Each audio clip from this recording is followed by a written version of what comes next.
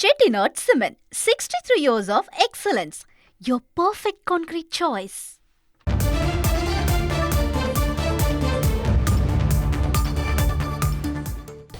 மத்திய பிரதேசத்தில் கோல்ட்ரிப் இருமல் மருந்து குடித்து 22 குழந்தைகள் உயிரிழந்த சம்பவத்தில் கோல்ட்ரிப் இருமல் மருந்தை விநியோகம் செய்ததாக இந்திரா ஏஜென்சிஸ் நிறுவனத்தின் உரிமத்தை ரத்து செய்த உத்தரவுக்கு இடைக்கால தடை விதித்திருக்கிறது.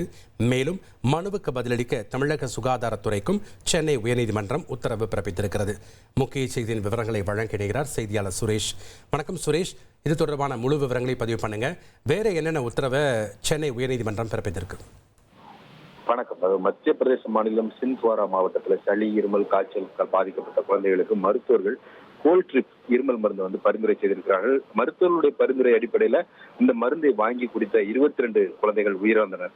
இது சம்பந்தமாக அந்த மாநில காவல்துறை வழக்கு பதிவு செய்து விசாரித்து வந்தது. இது சம்பந்தமாக மேலும் குழந்தைகளுடைய உயிரிழப்புக்கு காரணமான அந்த கோல்ட்ரிப் இருமல் மருந்துடைய உற்பத்தி நிறுவனம் என்பது காஞ்சிபுரம் மாவட்டம் சுங்குவார் சத்திரத்தில் உள்ள ஸ்ரீ சன் பார்மா என்ற நிறுவனத்துல தான் தயாரிக்கப்பட்டது.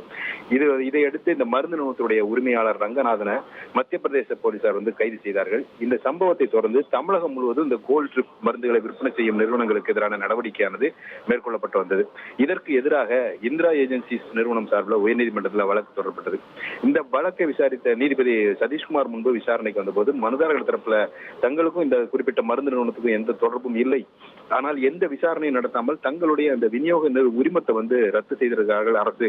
தங்கள் நிறுவனத்தை பொறுத்த வரைக்கும் அழகு சாதன பொருட்கள் மட்டுமே தான் தயாரிக்கப்படுகிறது, கோல்ட்ரிப் மருந்து உற்பத்தி செய்யப்படுவது இல்லை என்று வாதங்கள் முன்வைக்கப்பட்டன.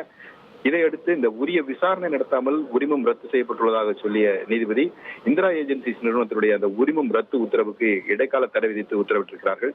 மேலும் மனுவுக்கு பதிலளிக்கும்படி தமிழக சுகாதாரத்துறைக்கு உத்தரவிட்ட நீதிபதி இந்த வழக்கினுடைய விசாரணையை ஜனவரி 21ஆம் தேதிக்கு தள்ளி வைத்திருக்கிறார்.